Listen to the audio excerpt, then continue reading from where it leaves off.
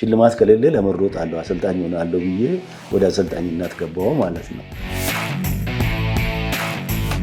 ሀገራችን ላይ ያሉ ስመጥር አትሌቶችን አሰልጥነዋል።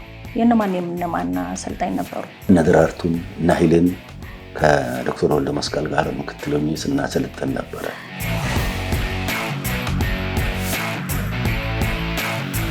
አረንጓዴ ጎርፍ የሚል ስያሜንም አግኝታችሁ ነበር። ምን ይመስል ነበር የቡድን ስራው? ሽልማቱ ራሱ የተደረገ ሀገር ውስጥ የተደረገ ሽልማት ትልቅ ነው በዛን ጊዜ። ምክንያቱም ክልሎች ራሳቸው ጠርተው ሽልማት ይሰጡ ነበር። ምን ይመስል ነበር ወደ ውትድርና የገቡበት ጊዜ? የምንሰጠው ፕሮግራም ሁሉም አክብሮ ነው የሚሰራ። ስነ ስርዓት ያላከበረ አትሌት አይደለም ብለን ነው የምንወስነው። ወታደር መሆኑት የጠቀሙት ነገር አለ? በትክክል ወታደር መሆን ማለት ህይወትን ማወቅ ነው። ሰላም ጤና ይስጥልን ተመልካቾቻችን፣ የአምባ ላይ ፕሮግራማችን ተጀምሯል። እንግዳችን ሻምበል ቶሎሳ ቆቱ ናቸው። ከሻምበል ጋር ልዩ ቆይታ ይኖረናል። አብራችሁ እንድትሆኑ ጋብዛለሁ። መልካም ጊዜ።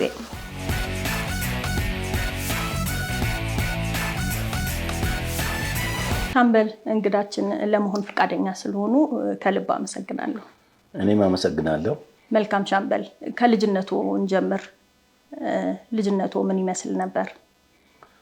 እንግዲህ ልጅነት ማለት የተወለድኩበት አካባቢ አለ፣ ያደግኩበት አካባቢ አለ። እኔ የተወለድኩትና የተወሰነ ጊዜ በልጅነት የቆየሁት እዚሁ ሸዋ ክፍለ ሀገር ይባላል ድሮ። ከሰበታ በታች ገጃ ሌራ የሚባል ሬዲዮ ጣቢያ አለ አይደለ? እዛ አካባቢ ነው የተወለድኩት። ተወልጄ ያው እስከ ቄስ ትምህርት ቤት ድረስ ያው ግብርና ነው ቤተሰቦችም ያሉበት አካባቢ።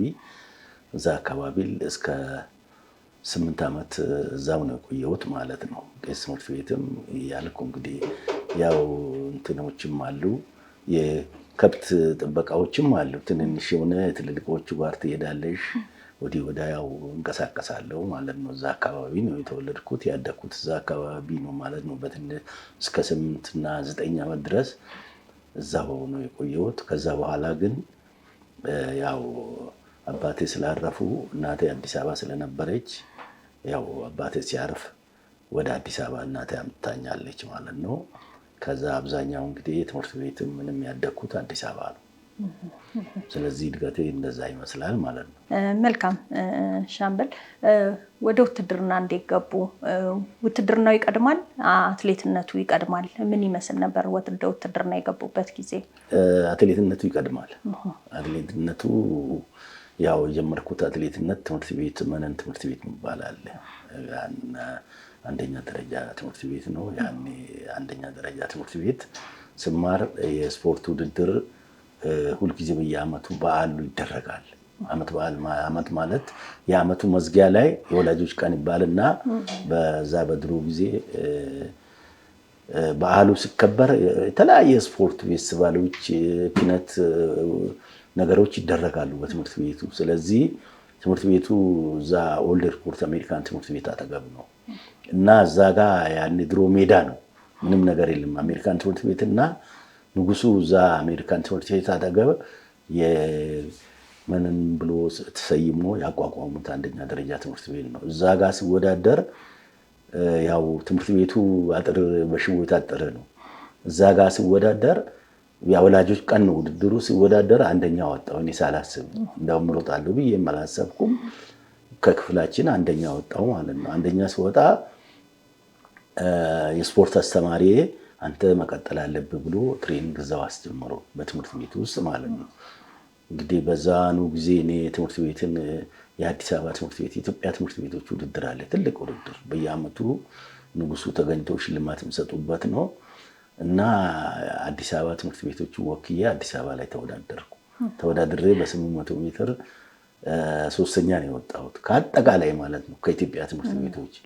ያ ስፖርት አስተማሪ ይዞኝ ስለነበረ በዛ እየሰራው ያው እንግዲህ ተፈጥሮ ሳይለንት ነው ማለት ነው 3ኛ ወጣሁ። ከዛ በኋላ ትምህርት ቤቶች ይዘጋሉ ተማሪዎች እየረበሹ።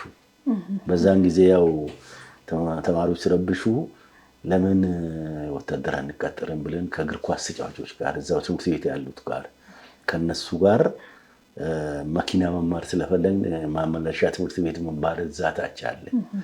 መኪና ለመማር ስለምንፈልግ መኪና ብርቅ ነው ያን ጊዜ በእኛ ጊዜ እና ትምህርት ቤት ያው ስዘጋ ያው ጓደኞች ጋር ስዞሪ ለምን ወታደር መኪና ለመማር አንቀጠርም ብለን ማመላለሻ የወታደር ማመላለሻ ማለት ነው ታውቃለህ። ስንሄድ እኛ ስፖርተኛ ቀጥረን ጨርሰናል አሉ። ከዛ መሀንዲስ መምሪያ አለ ጎፋ ሄደን ደግሞ እንደገና ፈተና ተፈተን የወታደራዊ በስፖርት ያው ወደ ስፖርት በኋላ ትዞራላችሁ ተብሎ ተፈተንና ፈተናውን አለፍን። ከዛ በኋላ እንግዲህ ያው የሕክምና ምርመራ ጨረስኩ። እስከዛ ድረስ ቤተሰብ ያውቅ ወደ ውትድርና እንደሚገቡ ተደብቀን ነው። ከዛ በኋላ ያው እድሜያችንም ቀንሰን ከትምህርት ቤት ስንገባ እድሜያችን ጨምረን ነው እንጂ ቀንሰን ሳይሆን ጨምረን በ16 ዓመት ነው ያኔ ተቀጠርኩ ማለት ነው። በኋላ ለእናቴ ስነግራት እኔ ወታደር ልገባ ነው ስለ አይሆንም ተባለ።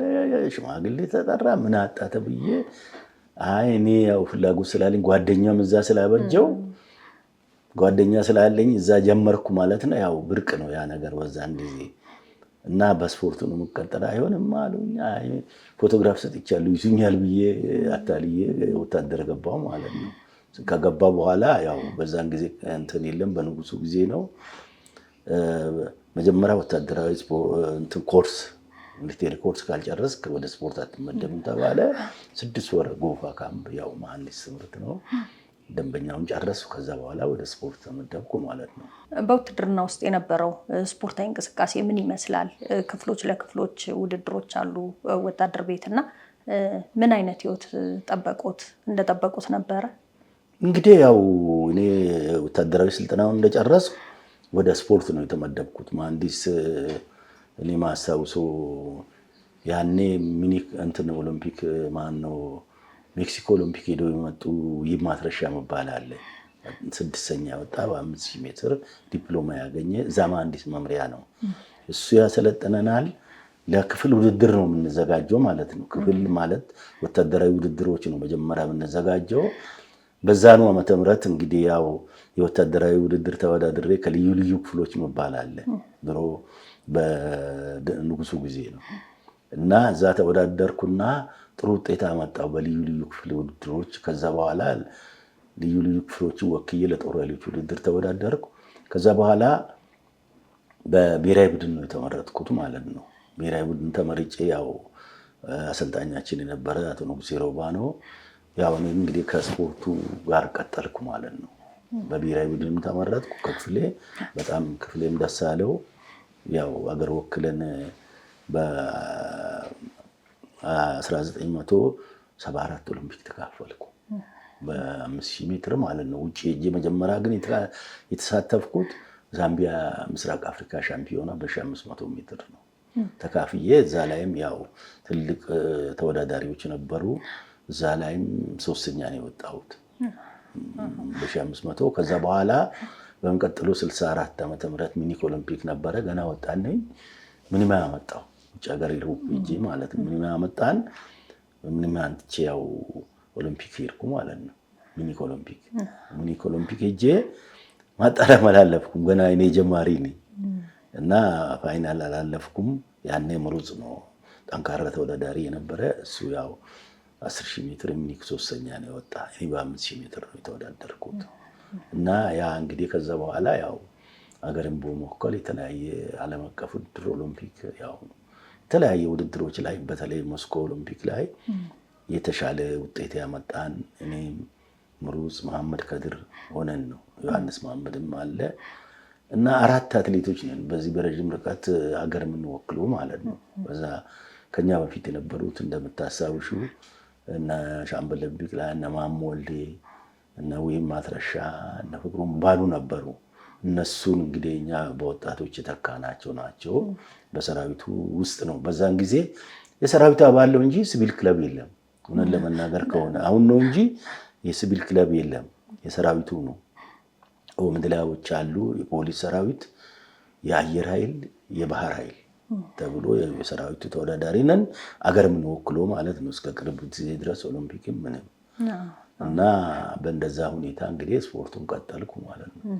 ከሌሎች የሙያ አጋሮች ጋር በመሆን ከፍተኛ የቡድን ስራን ሰርታችሁ አረንጓዴ ጎርፍ የሚል ስያሜንም አግኝታችሁ ነበር። ምን ይመስል ነበር የቡድን ስራው የነበራችሁ? አዎ አረንጓዴ ጎርፍ የተገኘው ስፔን አገር አቋራጭ መጀመሪያ ኢትዮጵያ የተካፈልበት ውድድር ነው።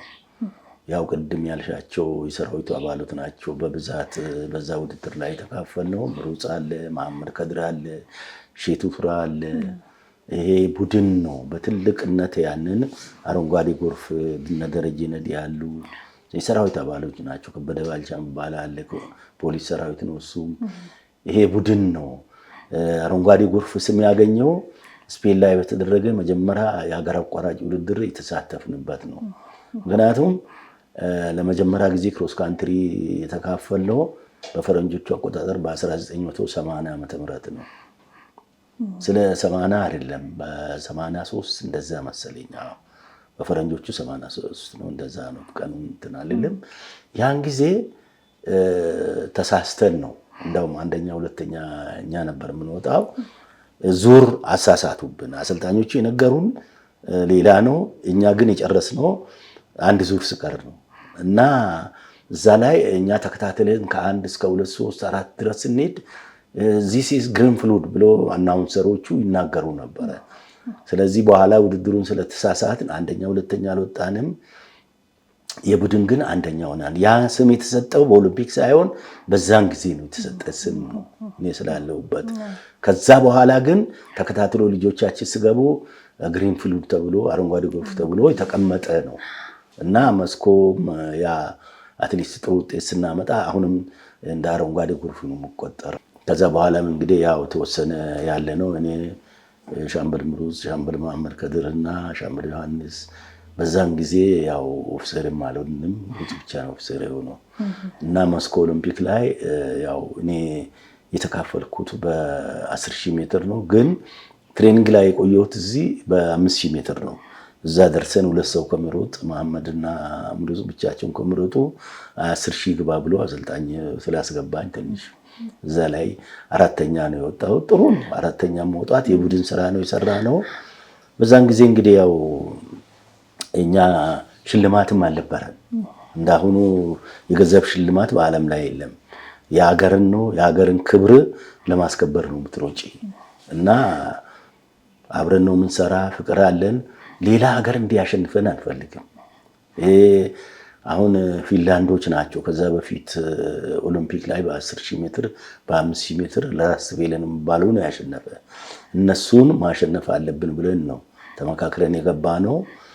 እኔ ትዝ የሚለኝ ምንድነው መስኮ ኦሎምፒክ ላይ ኢትዮጵያ ባንዲራ አንድ ቦታ ብቻ ነው ያለች። ፊንላንዶች ግን ጎረቤት ስለነበሩ ለነ አትሌቶቻቸው ድጋፍ ለመስጠት ሙሉ ሲሉ ነበሩ ማለት ይቻላል።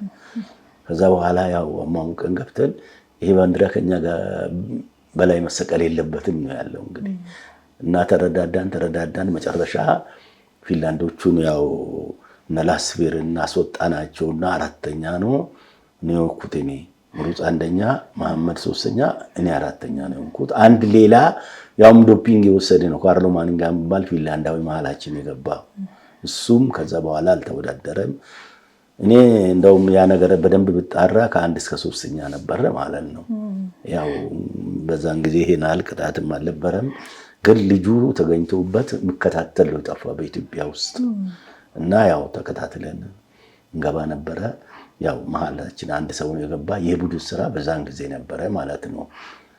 እና ተመካክረን ነው የምንወዳደረው። ትሬኒንግም አብረን ነው የምንሰራ። ትልቅ ውጤት ነው ብዬ ነው የማስበው።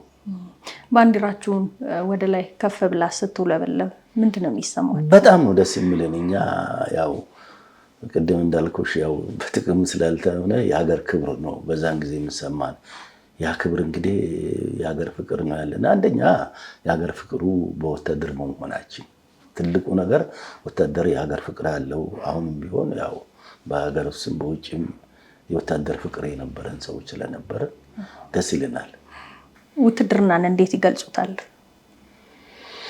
ውትድርና እኮ በዓለም ላይ ክብር ያለው ነው።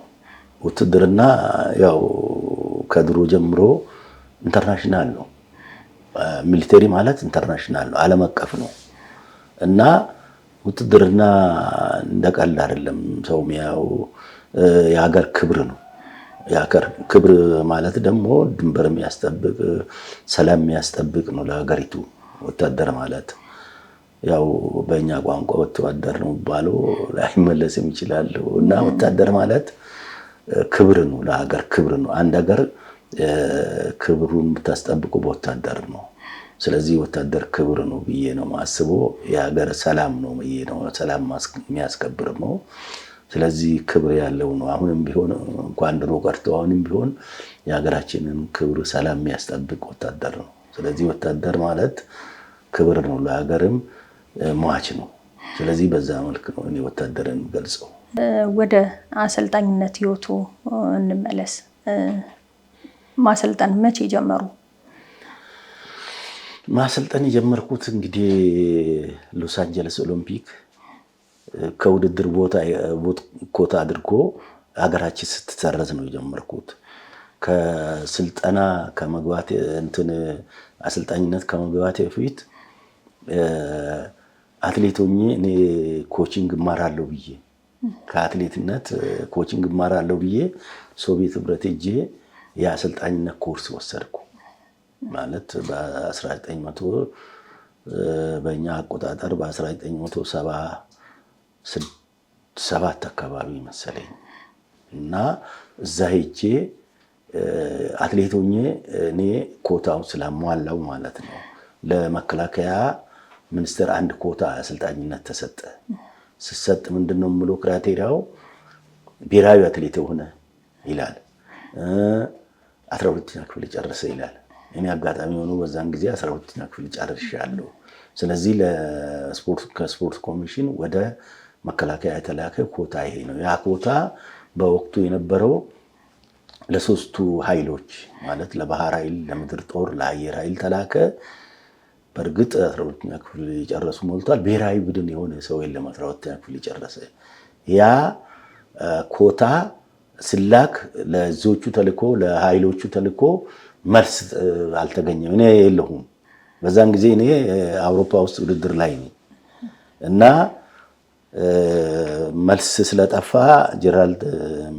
ሚኒስትሩ ጀነራል ተስፋዬ ገብረኪዳን ምን ነው ብሎ ሻለቃ እንትና ነበረ ማነው የፖለቲካ ኃላፊ ደጀኔ ወንድማገኝ የሚባል በዛን ጊዜ ስለዚህ እንዴት እኛ አንድ ኮታ እናጣለን ብሎ መከላከያ ሚኒስትሩ ሲጠይቁ ኧረ ቶሎሳ አለ ብሎ እንትን አላቸው። እኔ የለሁም። ከዛ በኋላ ዶክመንት ሽመልስ ሀብቴ 12ኛ ክፍል የጨረስኩት ብሔራዊ ቡድን መሆኑ ይታወቃል። 12ኛ ክፍል የጨረስኩት ዶክመንት በሌላ ሰው ተፈልጎ ነው። እኔ ውጪ ሆኜ ዶክመንቱ ለስፖርት ኮሚሽን የተላከ። ከዛ በኋላ አይ አንተ አትሄድም ብሔራዊ አትሌታችን አይሆንም ውጤት ካንተ እንጠብቃለን አሉ። አይ እኔ መማር ፈልጋለሁ ብዬ ወደ ራሽያ ሄጄ 6 ወር ኮቺንግ ኮርስ ጨርሼ መጣሁ ማለት ነው፣ ዲፕሎማ አግኝቼ። ከዛ በኋላ የሚቀጥለው ሎስ አንጀለስ ኦሎምፒክ ነው። ለኦሎምፒክ ከመስኮ በኋላ ማለት ነው። ኦሎምፒክ ተዘጋጀን። ምንም ያመጣን ቦይኮት ተደረገ። የአሜሪካ ነገር ያው ሶሻሊስት ሀገሮች አይካፈሉም ተብሎ ከዛ በኋላ ያው እኔ ያው ሽልማት የለም እንደነገርኩሽ እንደቀደሙ ሽልማት ከሌለ ለመሮጥ አለው አሰልጣኝ ሆናለሁ ብዬ ወደ አሰልጣኝነት ገባሁ ማለት ነው። አሰልጣኝነት በዛ ደረጃ ነው ጀመርኩት። ሲጀምር ያው መቻል ስፖርት ክለብ አሰልጣኝ ሆኜ ነው ጀመርኩት። እንደገና ብሔራዊ ቡድን ምክትል አሰልጣኝ ሆንኩ ለረጅም ርቀት ማለት ነው። በዛ ነው ጊዜ ማለት ነው። ስለዚህ በዛን ሁኔታ ነው አሰልጣኝነት ውስጥ የገባሁት። እሺ፣ ሀገራችን ላይ ያሉ ስመጥር አትሌቶችን አሰልጥነዋል። የነማን አሰልጣኝ ነበሩ? እንግዲህ ብሔራዊ ቡድን በጋራ ነው የምናሰለጥነው የነበረው። ምን ይሆናል በዚህ በለውጥ ጊዜ ኢህአዴግ ሲገባ ያው ሙያተኛ ስለሆን ሀገራችንን ወክለ ስንሮጥ ያው መከላከያ ውስጥ አልቀጠልም። በተለይ ስፔሻሊ ሙያ ያላቸው ሰዎች በሙያቸው ወደ ሲቪል ይመደቡ ተብሎ እና ወደ አትሌቲክስ ፌዴሬሽን ነው የተመደብነው። አትሌቶቹ በተለይ አገር ያስጠራ ነው አትሌቶች እንደውም በኔ ምክንያት ነው ወደ ብሔራዊ ፌዴሬሽን ይዛወሩ ተብሎ ወደ ብሔራዊ ፌዴሬሽኑ ተዛወርን ማለት ነው። ኢህአዴግ እንደገባ እኔ አልቀጠልኩም። ወደዛ ተዛወርን። ያው ብሔራዊ ቡድን አሰልጣኝነቱን እንደጀመርኩ እንደገና እዛው ያለው ኦሮሚያ ደግሞ እኔ ካልወሰድኩ ብሎ ኦሮሚያ ስቋቋም ስፖርት ኮሚሽን ስቋቋም ኦሮሚያ ፌዴሬሽን ያው በየክልሉ ተመደቡ ተብሎ እዛ ተመደቡ። ያው ኦሮሚያ ገብቼ የውድድር ኃላፊ ነው ያደረጉኝ ለጊዜው። አጠቃላይ የውድድር ቡድን መሪ አድርጎ እንደገና አትሌቲክስ እንዲዝ ኦሮሚያን አደረጉ። ያው ውድድሩንም እየመራው ምንድነው ክለብ የግዴታ ኦሮሚያ ውስጥ መቋቋም አለበት። ስለዚህ ቋቋም ብለን ወሰን። የኦሮሚያ ፖሊስ አለ፣ የኦሮሚያ ማረሚያ አለ። ሙገርን ስፖርት ክለብ አቋቋምኩ ማለት ነው። እኔ ራሴ ነኝ። ኢንጂነር ግዛው ጋር ፉትቦል ፌዴሬሽን ፕሬዝዳንት የነበሩት፣ ኦሎምፒክ ኮሚቴም ፕሬዝዳንት የነበሩት ከሳቸው ጋር ተነጋግሬ ክለብ ሙገር ላይ አቋቋም። ስለዚህ ያ ክለብን በአሰልጣኝነት እዚህም ውድድር ኦሮሚያ እየመራው መሰራ ስለነበረ እነዚህ ታዋቂ አትሌቶችን እዛ ነው ነገር ያስጠሩትን ትልልቆቹን ማለት ቀደም በብሔራዊ ቡድን እነ ደራርቱን እና ኃይሌን ከዶክተር ወልደ መስቀል ጋር ምክትሎኝ ስናሰልጥን ነበረ አብረን። እነሱ ናቸው እንግዲህ ያው ጀግኖቹ ትልልቆቹ የመጀመሪያዎቹ። ከነሱ ቀጥሎ ደግሞ የመጡትን ያው ብሔራዊ ቡድን ላይ ነበሩ እነ ቀነኒሳ፣ እነ ጥሩነሽ፣ እነ መሰረት፣ እነ ስለሺን እነዚህን በብሔራዊ ቡድን በዋና አሰልጣኝነትም በምክትልም ሳሰለጥናቸው ነው የቆየሁት። ስፔሻሊ ግን የሙገርን በክለብ ማሰለጥናቸው እኔ በብሔራዊ ማሰለጥናቸው እኔ ነኝ። ታዋቂዎቹ ማለት ያው ከቀነኒሳ ይጀምራል። እነ ማራቶን ደግሞ እነ ገዘኛ አበራ፣ በመካከለኛ ርቀት ደግሞ መሐመድ አማን እኔ ክለብ የነበሩት ማለት ነው። እነ ኢብራሂም ጃይላን እና እነዚህ ታዋቂዎችን በብሔራዊም ያው በክለብም እኔ አሰልጥኜ እንግዲህ ያበቃኋቸው ነው ማለት እችላለሁ። በአሰልጣኝ ህይወቱ ያው የሲድኒ ኦሎምፒክ በኢትዮጵያ ላይ ትልቅ ጥሩ አሻራ አሳርፋችኋል እና ምን ይመስል ነበር የሲድኒ ኦሎምፒክ? ያው ሲድኒ ኦሎምፒክ እንደ ዋና አሰልጣኝም ሆኜ ነው የሰራሁት። ሲድኒ ላይ በ10,000 እና በ5,000 ሜትር የነ ኃይሌ ደራርቱም ከወልደ መስቀል ጋር ሆነን ነው የምንሰራ የነበረው። ስፔሻሊ ደግሞ ሲድኒ ላይ ማራቶን 32 ዓመት በኋላ የተመለሰውን እነ ገዘኝና እነ ተስፋዬ ቶላ ናቸው የኔ ክለብ የነበሩ ልጆች። ቀይሬያቸው ወደ ማራቶን ሲሰሩ የነበሩ ልጆች። እኔ በዛን ጊዜ እንደውም ሁለቱም ጋር ሰራ ነበር ማለት እችላለሁ። ማራቶኖችንም እና ዶክተር ልማ ዋና አሰልጣኝ ሲሆን ልጆቹ ያንተ ናቸው ተብዬ እንደማካሪም እነሱ ጋር 10,000 እና 5,000 ሜትር ግን ከዶክተር ወልደ መስቀል ጋር ሆኜ በዋና አሰልጣኝነት አብረን ነበር የምንሰራ ሁለታችን። ስለዚህ የሲድኒ ትልቅ ለሀገራችንም ውጤት ያመጣንበት የ4 ወርቅ ለመጀመሪያ ጊዜ ኢትዮጵያ ያገኘንበት ውድድር ነው። ትልቅ ውድድር ነው እና ያው አትሌቶቹም ጠንካራ ስለነበሩ በወቅቱ የነበሩት እነ ደራርቱ እነ ሚሊዮን ራሳቸው በብሔራዊ ስለሚሰሩ ኃይሌም አለ ደራርቱም አለች እና ትልቅ ማራቶን ደግሞ ያው ገዘኝ እና ትልቅ ዝግጅት ነው ያደረግነው። በዛ ትልቅ ለኦሎምፒክ ውጤት ያመጣ ነው በዛን ጊዜ ነው ማለት ይቻላል። ምን ይመስል ነበር ደስታው? ትልቅ ነው ውድድሩ። እንደው ትልቅነቱ ብቻ ሳይሆን ሽልማቱ ራሱ የተደረገ አገር ውስጥ የተደረገ ሽልማት ትልቅ ነው በዛን ጊዜ። ምክንያቱም ክልሎች ራሳቸው ጠርተው ሽልማት ይሰጡ ነበር እና መንግስትም ደግሞ ትልቅ መሬት ሁሉ ነው ሸለመን አሰልጣኞቹ ተጨቁኗል ብሎ። ስለዚህ በጣም ትልቅ ውድድር ነው። በዓለም ላይ ትልቅ ውጤት ያመጣንበት ውድድር ነው። ያ ውድድር መድገም አልቻለም። እንግዲህ ያንን ትልቅ ውድድር በዋና አሰልጣኝነትም በምክትል አሰልጣኝነትም አድርጋችሁ ነው ለሀገራችን ትልቅ የሆነ የወርቅም የሌሎችንም ሜዳሊያዎችን ማስገኘት የቻላችሁት እና ምን ይመስል ነበር ስራችሁ? ስራችን በጋራ ነው እንሰራ። ይሄ ዲስፕሊኑ በተለይ በዛን ጊዜ የነበረው ዲስፕሊን ምንም ነገር ማንም ትልቅ ነኝ የዓለም ሻምፒዮን ነኝ የሚል አትሌት የለም። በአብሮ ነው የሚሰሩት። ሰዓታችን ይከበራል። ሆቴል ስነ ስርዓት ይከበራል። የምንሰጠው ፕሮግራም ሁሉም አክብሮ ነው የሚሰራ። ስነ ስርዓት ያላከበረ አትሌት አይደለም ብለን ነው የምንወስነው እና እንደፈለገ ማንም አይቀርም ሳያስፈቅድ ማንም። ሕክምናውም በትክክል ይሰራበታል፣ ስልጠናውን በትክክል ነው የሚሰራ ማለት ነው። ስለዚህ ሚኒማ አሟልቶ ነው እነዚህ አትሌቶች የተወዳደሩ። ያ ለሚኒማ ወደ ውጭ እንልካለን። ሚኒማ የተሻለ በተወሰነ ጊዜ ውስጥ ያመጣ አትሌት ነው የሚሄደው። እንደዚህ ወኪል ይሄዳል የሚባል የለም። የተሻለ ሚኒማ ያመጣው ነው የሚለው በዛ አመት ውስጥ ማለት ነው። የተሻለ ስለሚያመጣ አትሌቶች እርስ በርሳቸው አንዱን ለማሸነፍ ለኦሎምፒክ ለመሰለፍ ትልቅ ፉክክር ነበር መሀላቸው ማለት ነው። ስለዚህ ራሱ አንድ ሞራል ነው የአትሌቶቹ ሞራል እንደዛ ነው እየተጠበቀ ያለው። ትልቅ ሞቲቬሽን ነው በዛን ጊዜ ያለው ማለት ይቻላል። እሺ ሻምበል እንግዲህ ያው በተለያዩ ማሰልጠንም ራስዎትም አትሌት ሆነው ለሀገራችን ትልቅ አሻራን አስቀምጠዋል። ወታደር መሆኖት የጠቀሙት ነገር አለ? በትክክል ወታደር መሆን ማለት ህይወትን ማወቅ ነው።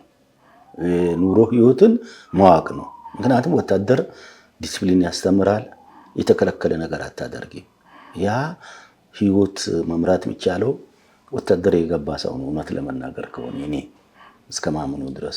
ምክንያቱም ከልጅነት ከገባሽ ቀርጾ ያሳድጋል ወታደር። ያችን ዲሲፕሊን ለመጠበቅ ብሎ ሰው እንደ ልቡ አይሆንም። በስፖርቱ ደግሞ በአትሌቲክስ ማለት የወታደራዊ ዲሲፕሊን አይነት ነው። አትሌቲክስ በኮቺንግ ህግ መሰረት አትሌት ማለት ወታደር ማለት ነው። ስለዚህ ወታደር የገባ ሰው ዲሲፕሊን ይኖራል፣ ሰው ያከብራል፣ ራሱንም ያስከብራል።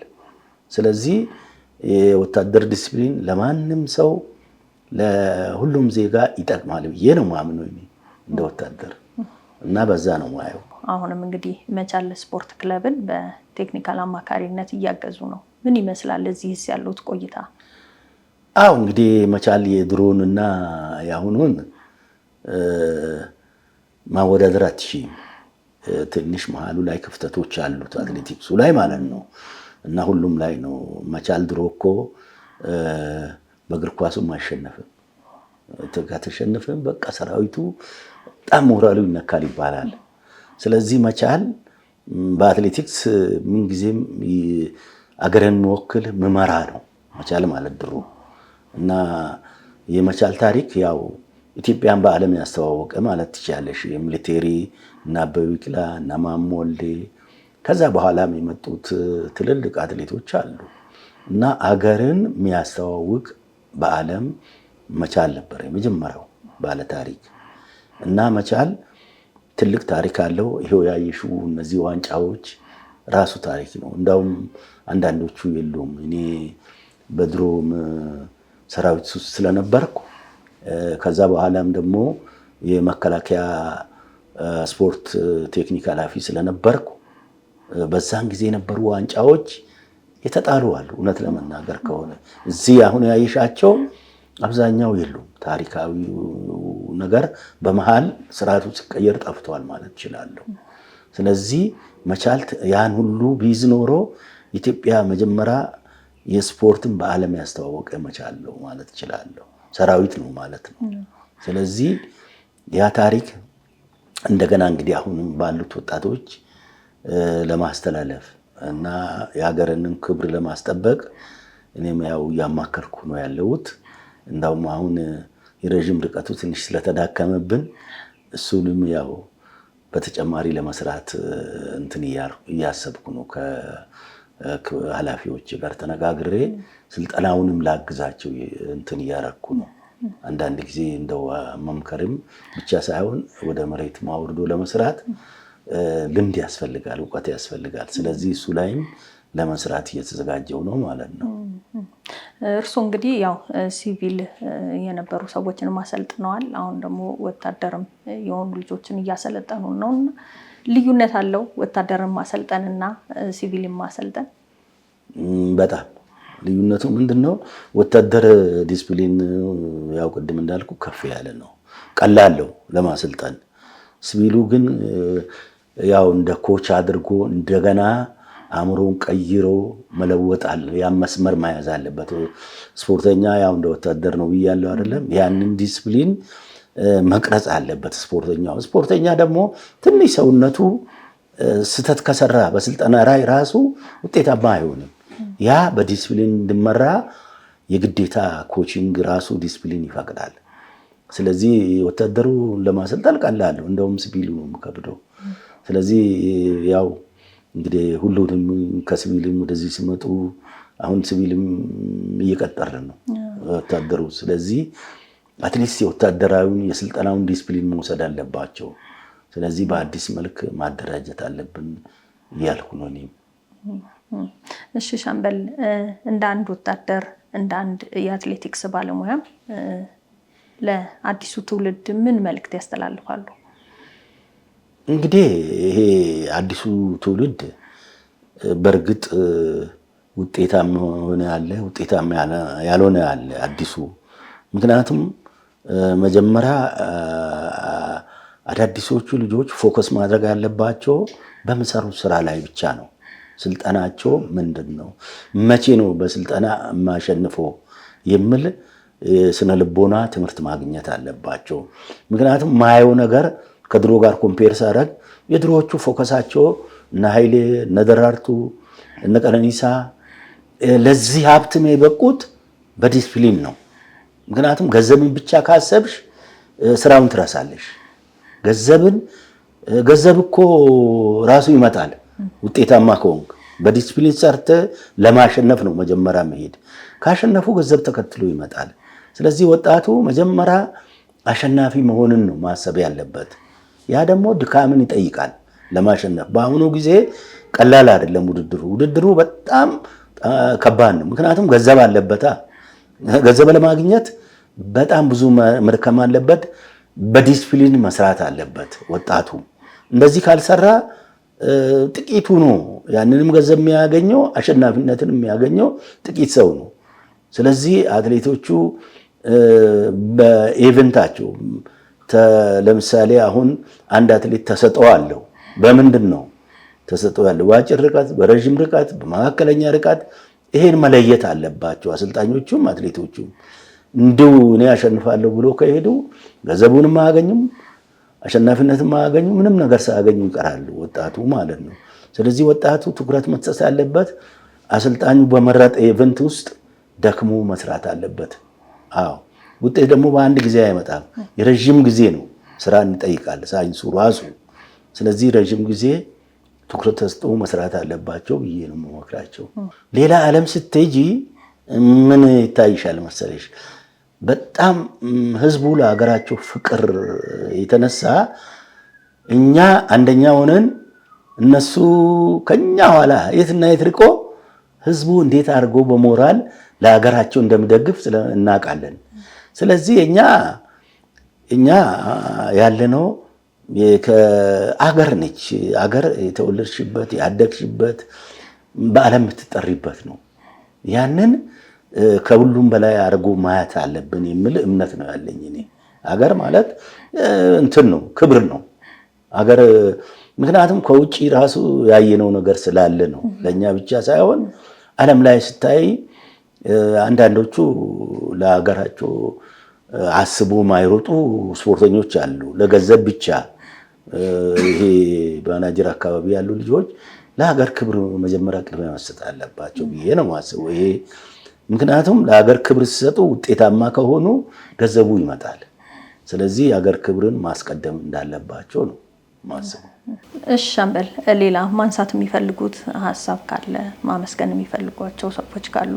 አዎ እንግዲህ ያው መቼም ይሄ ሰራዊቱ ክለብ ነው እንደምታዩት። የሰራዊቱ ክለብ አሁን በጥሩ ሁኔታ እየተደራጀ ነው ያለው እኔ ሳየው ማለት ነው። እኔ በቴክኒክ አማካሪም ቢሆንም በሁሉም ስፖርት ይሄ ሰራዊቱ ስፖርት እንድነሳ ከፍተኛ ጥረት እያደረጉ ነው ማለት ያው እስከ ላይ ድረስ ቦርድ አለ፣ ከላይ ደግሞ ፊልድ ማርሻሉ አሉ የዚህ ስፖርቱን የሚመሩት ማለት ነው። እዚህ ደግሞ የኛን የሚመሩት ጀነራል ኑሩ ናቸው። እሳቸው ራሳቸው ፖዚቲቭ አመለካከት ነው ያለው ለስፖርቱ። ስለዚህ በዚህ ከቀጠለ ስፖርቱም በጥሩ ሁኔታ ይመራሉ። እንግዲህ ይሄ ክለብ ማደግ አለበት፣ ትልቅ ክብር ማግኘት አለበት። ስለዚህ ይሄን ክብር ደግሞ ለማምጣት ሁሉም እዚህ ክለብ ያለው አካል ጠንክሮ መስራት አለበት የሚል እምነት ነው ያለኝ እኔ።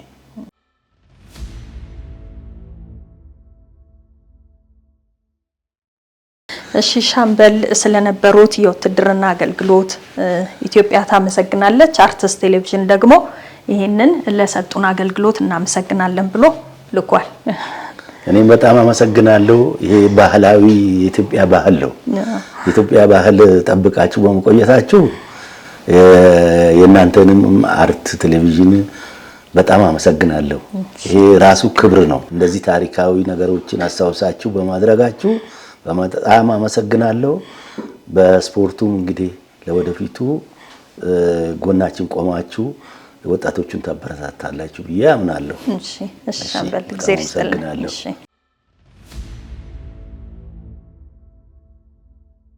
ተመልካቾቻችን የዛሬው የአምባላይ ፕሮግራማችን ይህንን ይመስል ነበር። ሳምንት በሌላ ፕሮግራም እስከምንገናኝ መልካም ሳምንት።